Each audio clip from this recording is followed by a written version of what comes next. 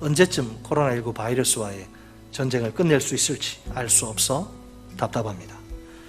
그럼에도 불구하고 우리는 언제나 소망을 노래할 수 있습니다. 영원하고도 완전한 소망입니다. 그것은 바로 부활의 소망입니다.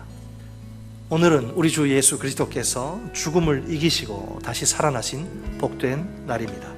여인들은 두 눈으로 사물을 분간할 수 있는 시각이 되자마자 무덤으로 달려갑니다. 목적은 하나, 예수님의 시신의 향품을 이제 사용하기 위해서입니다. 그런데 여인들이 무덤에 도착했을 때 두 눈을 의심하게 만드는 사건이 벌어집니다. 무덤의 입구를 막고 있던 돌이 굴려 옮겨진 것입니다. 여인들은 이게 도대체 무슨 일인가 싶어 황급히 무덤 안으로 들어가 봅니다. 그러자 더욱 놀라운 광경이 눈앞에 펼쳐집니다. 당연히 보여야 할 예수님의 시신이 보이지 않는 겁니다. 그때 여인들의 눈앞에 정말 기절초풍할 일이 벌어집니다. 찬란한 옷을 입은 두 사람이 곁에 선 것입니다. 나중에야 누가는 처음에는 두 사람이라 그랬다가 이 두 사람을 천사들이라고 부릅니다. 자, 그러면 그 두 천사의 반응은 무엇입니까? 두 사람이 이르되 어찌하여 살아있는 자를 죽은 자 가운데서 찾느냐. 아멘. 예수님은 더 이상 무덤 속에 계시지 않습니다. 이미 무덤 속에서 부활하셨기 때문입니다. 그러니까 예수님을 무덤에서 다시 일으키신 분은 바로 하나님이십니다. 다시 말해 예수님은 전능하신 하나님의 능력으로 무덤에서 다시 살아나신 것입니다. 여인들은 예수님이 예전에 갈릴리에서 예고하신 것을 기억해야만 합니다. 벌써 예수님이 자신의 부활에 대해 여러 차례 가르치신 상황입니다. 그러니까 여인들에게 예수님의 부활은 금시초문이 아닌 것이지요. 그렇다면 예수님이 다시 살아난 것은 결코 놀랄 만한 일이 아닙니다. 친절하게도 우리 천사들은 예수님이 예고하신 말씀을 요약해서 여인들에게 전해줍니다. 이르시기를 인자가 죄인의 손에 넘겨져 십자가에 못 박히고 제3일에 다시 살아나야 하리라 하셨느니라 한데, 아멘. 놀라운 사실이지만 이 예수님의 예고가 여인들 눈앞에서 성취된 것입니다. 그러면 천사들의 말을 듣고서 여인들은 어떻게 반응합니까? 본문 8절에 따르면 예수님의 그 가르침을 기억을 합니다. 물론 그 가르침의 내용은 당연히 예수님의 부활이죠.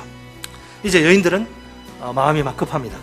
부활의 소식을 전혀 모르는 그 불쌍한 예수님의 제자들이 생각된 것이죠. 예수님의 부활을 먼저 알게 된 이상 그들을 그냥 그런 식으로 가만히 내버려 둘 수가 없습니다. 최초로 예수님의 많은 다른 제자들이 놀라운 소식을 전해 듣습니다. 그 소식이란 빈무덤과 천사들의 출현과 예수님의 부활이죠.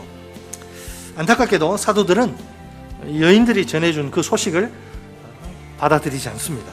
그러나 단 한 사람 베드로만은 다른 제자들과 비교할 때 좀 다릅니다. 그가 체험을 통해 배운 소중한 진리가 있어요. 예수님의 말씀은 옳기 때문에 언제나 그대로 성취된다는 겁니다. 너 다 굴기 전에 3번 나를 모른다고 부인하리라.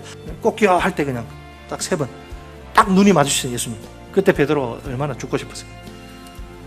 그러니까 그 당시에는 자기는 절대 부인하지 않는다 그랬는데 부인해버렸잖아요. 말씀이 그대로 성취됐잖아요. 직접 눈으로 확인해 볼 요량으로 빈 무덤에 달려가서 그 안을 들여다봅니다. 이상하게도 그의 눈에 뭐가 보여요? 세마포, 고운 배로 만들어진 수의, 시체를 감싸는 그 수의만 보이네.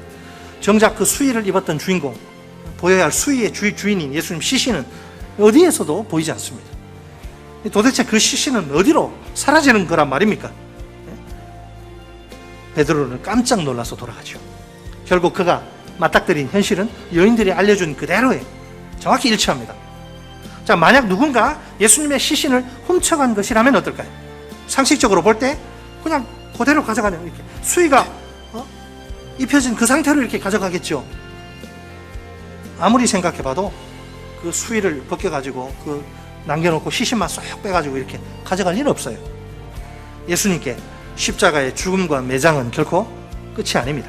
오히려 찬란한 내일로 가는 새로운 출발입니다. 그 중심에 예수님의 영광스러운 부활이 있습니다. 오늘 우리가 부활하신 예수님을 육안으로, 이 두 눈으로 직접 볼 수는 없습니다.